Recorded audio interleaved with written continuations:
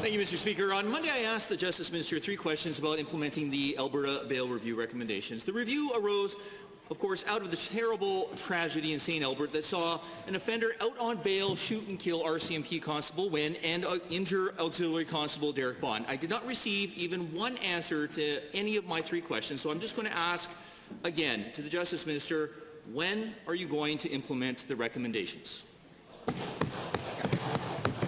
Justice and Citizen. Thank you very much, Mr. Speaker, and to the member for the question yet again. Apparently, no matter how many times I say it, the member can't understand that things like improving the justice system and educating our employees are ongoing things that will not be finished at some point. We will not at some point have educated every Crown prosecutor or every police officer because those people are still being born, Mr. Speaker.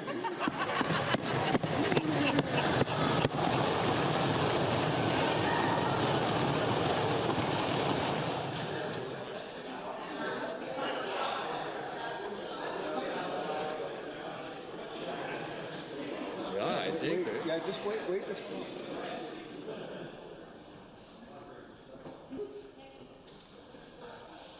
First supplemental.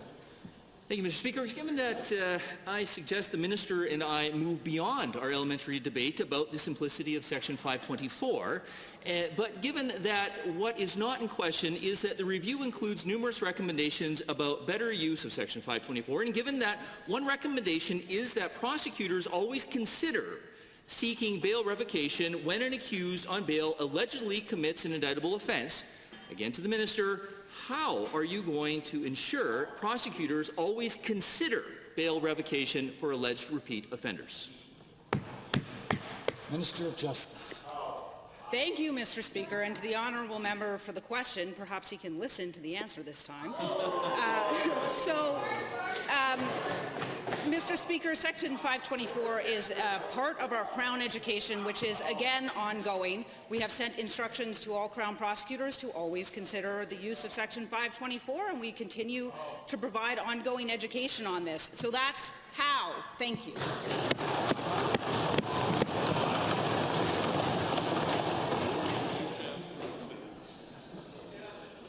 Second supplemental, please.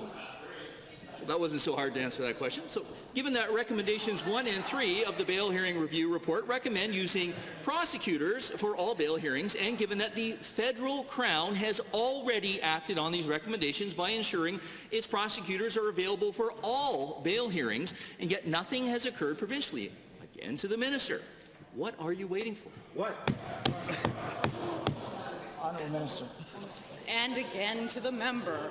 This is a complex and complicated issue. It impacts many of our stakeholders, which means that we're going to go out and we're going to have conversations with those stakeholders. We have already struck a working group, as between the Crown Prosecution Service and police services throughout the province, to discuss this issue and to figure out what works best going forward.